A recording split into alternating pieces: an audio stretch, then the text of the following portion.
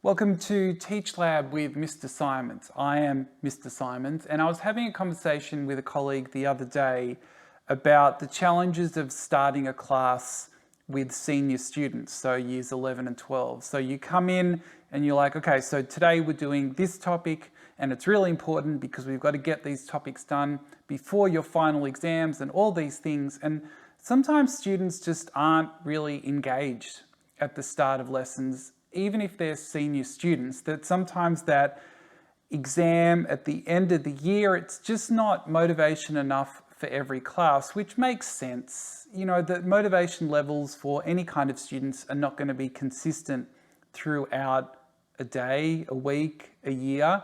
And as teachers, we have to try and accommodate. And so we were talking about how can you get senior students engaged right from the start in a lesson.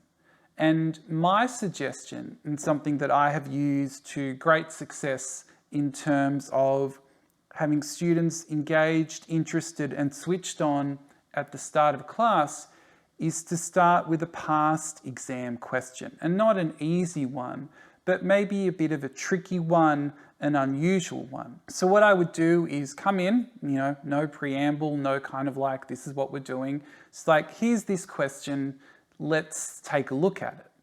And that what I would tend to do is give students some time to work on it individually. So what they need to do is say they need to underline the keywords, they need to identify the syllabus content that relates to this question, and then maybe a little bit of an extra kind of twist. So they might need to identify the pitfalls that some students might fall. Identify the traps in the question and the kind of mistakes that students might be likely to make.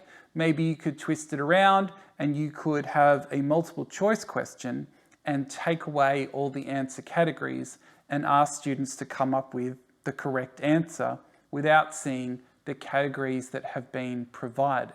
I think that the approach, or the kind of, what would it be? The philosophy behind it is all about application.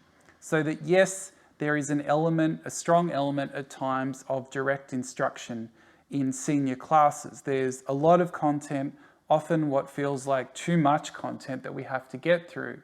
And sometimes we just need to communicate that knowledge in the classroom, so that whenever you can find opportunities to switch that around to purely application without some kind of context or framework, with some questions along with it, I think that can be helpful in getting students engaged, switched on, and maybe a bit more prepared for the kind of ways that their knowledge is going to actually be tested. A key part of an activity like this, though, is removing yourself as a teacher from it, because if you are there at the front of the classroom answering student questions as you go, it really kind of defeats the purpose of them engaging with it individually and trying to get interested in what's going on if you are providing the answers as they go. So when I do this kind of thing in the classroom, I just throw my hands up and say, I'm not here.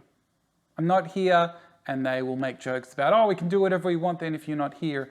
And you just kind of give them that look like, no, we know that doesn't mean that. But you say, I'm not here, you can't ask me questions, and you can say either you have to have just you thinking about this and writing the responses, or you can ask the people around you. But try and remove yourself from these types of activities, because then you're not directing it, you're not providing the yes or no, you're correct. You're letting them sit with the difficulty a bit and hopefully become a bit more resourceful when they're faced with questions that don't initially seem very straightforward. Anyway, I think that this is a useful thing to think about in attacking senior classes when you come in at the start of the lesson and energy levels and interests might be low. If you've got any things that you do that work quite well, please put them in the comments. Thank you very much for watching, and I'll see you in the next one.